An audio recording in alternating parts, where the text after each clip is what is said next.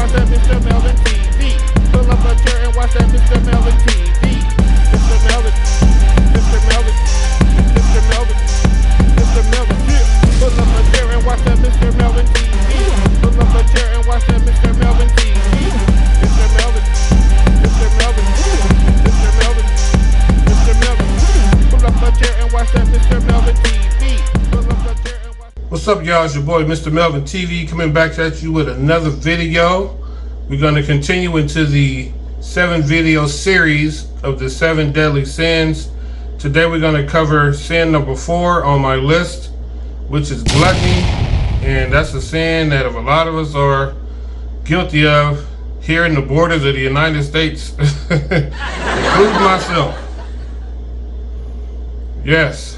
I guess the best way to own up to that sin is to own up to it and try to conquer it and eat right and fast here and there and hit that gym and get that water intake up.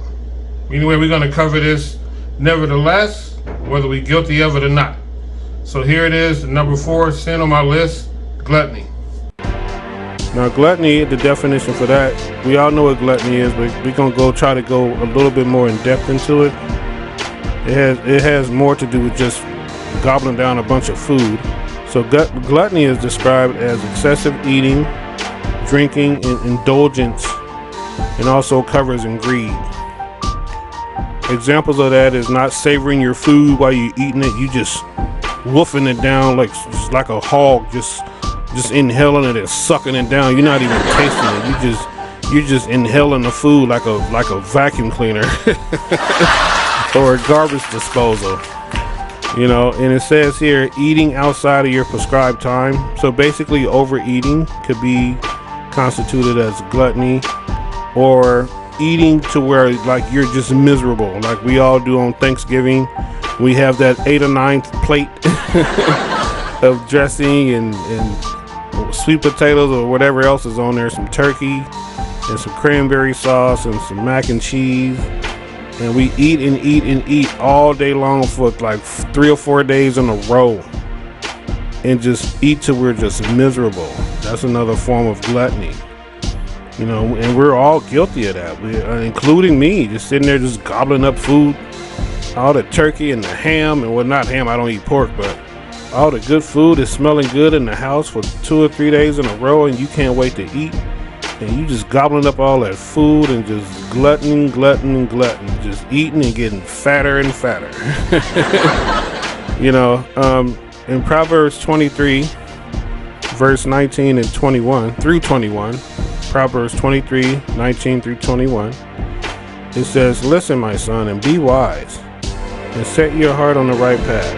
Do not join those who drink too much wine or gorge themselves on meat. For drunkards and gluttons become poor, and drowsiness clothes them in rags." Basically, when you drink too much, you're gonna get drunk, and the next day you're gonna feel like crap. If you eat too much, you're gonna be laying there miserable with a big tight stomach, and you can't move, and you look like you're on your second trimester. And so basically that's what that's covering. Proverbs 23, verse 19 through 21. And the stat I put up here, according to stat 2021, and since I am a black man, I'm just going to cover the black community. It says here that among African American adults, nearly 48% are clinically obese. I'm not even talking about overweight, I'm talking about obese. 48%, including 37.1% of black men and 56.6% of black women. That's crazy. So over half of the sisters are overweight. Or well, here it says obese. I didn't even get the stats for overweight. So that's all forms of gluttony. You know, we just eat. Food is so available. We eat so much all the time. We eat so much food that we have so much food to throw away. In a lot of countries, they don't have food like that. A lot of my friends live in Africa, and I tell them all the time, I said, man, you guys eat so healthy. They said, well, we can't afford all that stuff you guys be buying. We can't afford to just go out and eat at McDonald's. They have McDonald's and Burger King and all this stuff over there, but those foods are considered like luxury items. for the most part, they eat a bunch of vegetables every day and like a couple things of meat. Not because they're poor, it's just because of their culture. You know, eating out is like a luxury thing. Like maybe once a week they'll go have a pizza or something like that. Nope, we're eating pizza every day. Burgers, hamburgers, chicken, fried chicken. You know, pork chop sandwiches, you name it. We're just eating fast food restaurants on every corner, processed foods, GMOs, steroid meat glue to keep the meat together. We just out here just pigging out, man, just on gluttony stuff. Anyway, so there it is, guys. We covered the sin of gluttony. Gonna add a little bit more to it. You know, here in the borders of the United States, you know, a lot of people are just overweight, man, including me, according by that scale. But I don't think that scale is really made for black people, if you know what I mean. According to that damn scale, I'm supposed to weigh, at 5'9", I'm supposed to weigh 170 something pounds. I would look like a crackhead if I weighed 170 something pounds, whatever that is supposed to be. Yeah, we're not going by that. But anyway, you know, nevertheless, especially in my community, you know, I can't speak on a lot of other people's community. I mean, I see it, but I just speak on my community the most, the black community. You know, a lot of us are overweight. A lot of us are obese. And a lot of us take this gluttony thing and it's out there now. And now you can't really call someone fat or overweight because they consider it fat shaming. You're fat shaming me.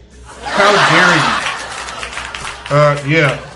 Yeah, you need to be fat shamed because if you have children, I'm sure your children want to have you around as long as they can. You know, if you big like that, let's just call it how it is, man. When you big like that, high blood pressure, hypertension, which is the same thing, congestive heart conditions, congestive heart failures, heart attacks, diabetes, high blood pressure. I already said that, high cholesterol. The list goes on and on and on. Of all these ailments, we have food-borne ailments because of gluttony. We like to eat. And the thing about it is, the country we live in, okay, I'm gonna compare it to like Kenya, because I got a lot of friends back in Kenya. In Kenya, the food that's healthy for them is cheap. And eating like at KFC or McDonald's or a pizza place is expensive. And we all know here in the US is the exact opposite. Every restaurant, fast food place has a $1 menu or a value meal or 4 for $4, not calling any restaurant out, but or 5 for $5 nowadays, or just whatever. It's cheap, it's quick, it's fast. And the healthy food is what? Expensive here in the US. Buy your salad, it's gonna set you back $7, $8, but you can go over to the Little Debbie aisle and buy a whole box of cakes for $2. And it's like 12 in there. You get a whole box of snack cakes for $2. You can go to the cookie aisle, get a whole big bag of cookies for $2 or $3. And go to the cake aisle, get cakes, go to the bakery, the cakes cost a little bit of nothing. The donuts cost a little bit of nothing. All the food is fried, majority. And we've grown so accustomed to eating bad food to where we do eat good food. We're like, well, I don't like this. It's too bland. There's nothing in it. Of course there's nothing in it. All that BS not in it that you like to eat, that your body has grown accustomed to. You know, and the thing is gluttony is just out of control because, like I stated before, for Thanksgiving, we all sit there and just glutton and eat all that damn food until we're just like miserable and you can't move. Then you get up a couple hours later and eat more. and that's just how it goes, like in everybody's day-to-day life. No one has time to cook anything. You know, and it's a skill. I'm going to say it's a skill a lot of our women are starting to lose because some can get in there and throw down now. Don't get it twisted. There are some in there who can get in there and throw down, but a lot of women are starting to lose that skill of cooking because it's just so easy and convenient for them to order out, order DoorDash, order Uber Eats, order Grubhub, or just go pick something up or just whatever, and sit there and eat on that, feed it to their kids over and over. You kid 2, 3, 4 years old, you give them McDonald's every other day. They shouldn't be eating that slop every day, or even every other day. Eat that stuff once a week if you can. I know people busy, but you gotta be able to provide proper nutrition for your kids so they won't grow up too heavy. Because when I did a research paper back in college, 25-page research paper, you had kids young as 14, stage 2 diabetes, type 2 diabetes, I mean. Like, you're a teenager in your mid-teens and you already got diabetes? How's this even possible? It's possible because of the food we eat. It's possible because everything is high in sugar. Everything is GMO. Everything is processed. Quick, fast, next thing you know, you're a little kid. Next thing you know, you're a big-ass kid. Next thing you know, you're a really big kid. You know, when I was back in high school, in the 90s, yeah, I'm telling them my age, oh well, it is what it is. When I was back in high school in the 90s, I don't think we could count on 2 hands how many like overweight people we had at the high school. They just weren't there. Like, even when I was in the band at Grambling State University in the 90s as well, there were no overweight people in that band. You know, first off, you probably wouldn't even make the band if you were overweight. That's how strenuous it was back then. But I'm saying that to say this: there wasn't nobody big like that. And trust me, we ate a lot. But guess what? We went outside and played. We was in extracurricular activities. If you didn't play football, you played basketball. If you didn't do that, you ran track. If you didn't do that, you played baseball. If you didn't do that, you just went to your neighborhood community center and did whatever. Basketball, volleyball, you were active. You were outside doing stuff. Now everybody's in the house, and gluttony has taken over. Everybody's in front of a video game. Everybody's in front of a cell phone, or a laptop, or a computer. And the gym is right down the street, but no one wants to go. And I'm guilty of that shit too. I'll go to the gym, I hit it 2 months straight, and I will fall off. I will fall off quicker than a fake ponytail. And I'll fall off for 2 to 3 weeks. Then after that 2 or 3 week span is over, I'll go back. But see, if I was consistent, you know, I would look a whole different way, like how I looked back in 2015 through 2017. I'm going to post a couple of pictures right here so you can see.